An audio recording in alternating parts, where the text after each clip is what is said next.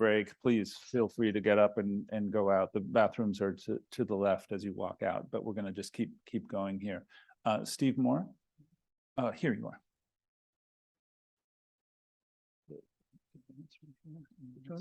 Advance. Okay. And thank you. Yeah.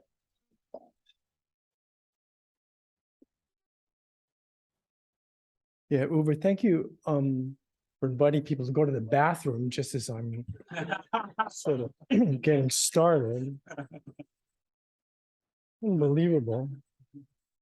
Joe was his roommate. Are there no surprises? So you see where we are. This is roughly the 500 acres. That's the southwest bid. The south campus of the Smithsonian, and then that sort of whole federal cluster of federal agencies, the wharf here, the Southwest waterfront, and then off the slide to the other side is the Southwest neighborhood. The neighborhood association is 55 years old. It has its own newspaper. It's really a firmly established neighborhood, the largest collection of public housing in the city. Side by side. A two-bedroom apartment over on this side, $7,000 a month. A third of the people living in public housing make $10,000 a year. So just another look at that. So a lot of green space. And you can see that the Sackler, what used to be the Sackler now, the Asian, African, Hirshhorn, these are some of them, these are really huge traffic generators. And if there were a fourth neighborhood here, it would be in aggregate all of the critical attractions that are here, particularly now that the wharf phase 2 is open. There are pictures now of the Southwest in particular that people who lived here for a long, long time would just not recognize that that's DC at all, right? It just wouldn't know. And right, this Patrick, this is your photograph. Yeah, forgive me. I took this photograph a couple of months ago for Patrick. Now I'm going to steal more things from them. These are, for those of you who don't recognize it, these are Chihuahuas. And so every year the wharf does these Chihuahua races where they invite people to come and they line up and watch the Chihuahuas run up and down that one pier there. It draws a lot of people, so it's really very attractive. This is where the wharf has displaced the event business across the city. And it's not understood by, I don't think all of us when we talk about events. They can put 10 or 15,000 people on that pier anytime they want, deliberately. And they're not in the business necessarily of counting the people that are there. They're more about carrying capacity and how do I get people out once the event is over, right? So this particular pier was designed exactly so that if you were renting a tent, a commercial tent could fit there in and out. This is the setup for the Atlantic Festival. The towers, the lighting, the water, the electricity, all in place. No sort of Jersey barriers, no crime tape, none of that. In and out, designed as an event venue. Fireworks, a quick ticket to 10,000 people, again, anytime they want. The question is that placemaking? Or is this an event venue and functioning at a very high level?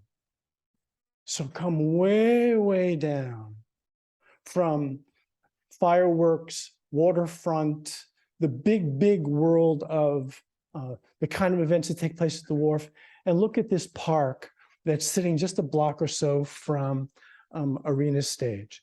It's called the Southwest Duck Pond. It's a little neighborhood park with about, in terms of probably a population of 3,000 or 4,000 people around it, another maybe 1,000 or so under construction or soon to be, right?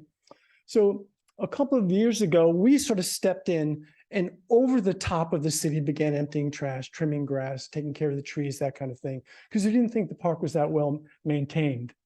And then we decided to begin to invite people to dinner there. Just come to dinner, Sunday supper. We set these tables, invited people to come sit with us. 50, 60 people at a time. We tried 200 people. And anybody who signs up online can come. So you're sitting across the table from people you've met before or maybe not. Our intention, our like high-end back of the product sort of result would be a week later, 2 weeks later, you'd see your friend or somebody you met at this in Safeway. You say, oh yeah, I saw you at that thing. I know you a little bit about, could we play in the space of neighborhood cohesion a little bit? How about people? How connected are they? Careful about the details of what the experience looked like.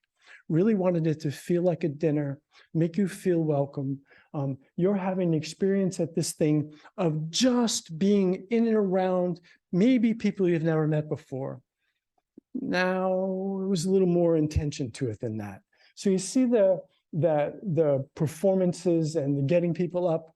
A little of that was like impromptu theater, where we would say to people, name 2 things you can't stand about the Southwest, and someone would say scooters and someone would say trees, and these guys would invent a play or a poem or a song about scooters and trees, right? Or in this case, in the lower left here is 5 or 6 neighborhood poets at a different park reading poetry. Tremendously well received, by the way. That poets had a chance to come out and play, and they were in front of a group like this, all people that didn't know each other necessarily, performing their poetry. We take the food from a nearby church. We have our guys serve the food. We don't sell a thing. Never mention the bid while we're there. There's no other agenda other than it's about you. Come and sit down, have a little dinner. Characters, here they are, all meeting each other, standing there for the selfie. And in a way, we're completely dissatisfied with the way we track the results of this. Because counting the number of people that go to the dinner, or kind of imagine if we're counting meals or how much Coke they drank or whatever, it would be totally sort of off strategy in a way. And aiming toward, do they know each other at Safeway is not nearly enough. Or sort of asking the question, or a survey afterward, did you like it? Fully meets, exceeds, distinguished, that kind of thing. Feels like a decade ago, or Annapolis Mall 1985. So we're looking for a way to kind of quantify the results here. Contrary to what you said initially, thinking about big data and trying to understand exactly what's at play in terms of cohesiveness, sort of upward mobility in a neighborhood, and who's actually coming to this, and can we sort of begin to use new tools that are available? Some of you may have seen this was unveiled at Brookings a couple of weeks ago.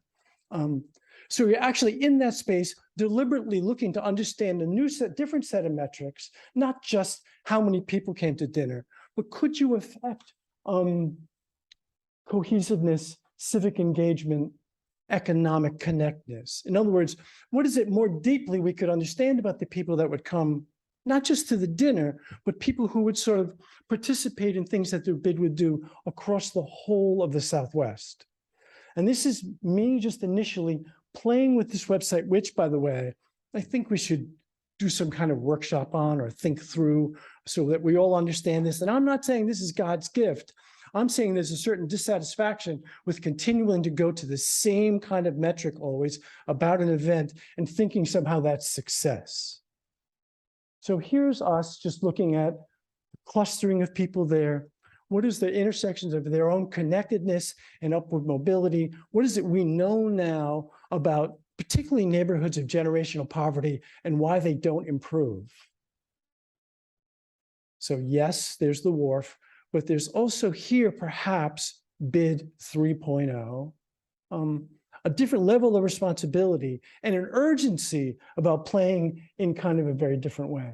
So not pretending to be an expert necessarily in the big data or how this is even used, only to put it on the table this morning to say, maybe there's other tools we should be bringing to our work.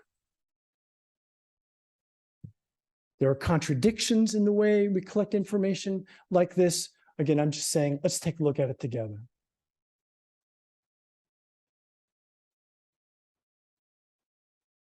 Thank you. Thank you, Steve.